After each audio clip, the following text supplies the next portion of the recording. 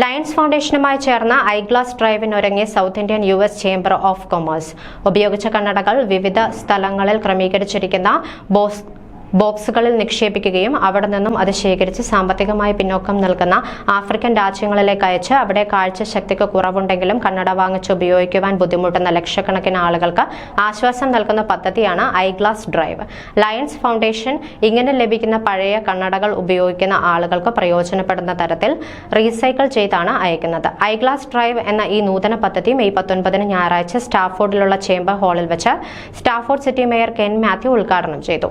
President Zacharia Koshy അധ്യക്ഷത വഹിച്ച ചടങ്ങിൽ സെക്രട്ടറി ജിജി ഓലിക്കൽ സ്വാഗതവും ഫിനാൻസ് ഡയറക്ടർ രമേശ് അത്തിയോടി നന്ദിയും പറഞ്ഞു.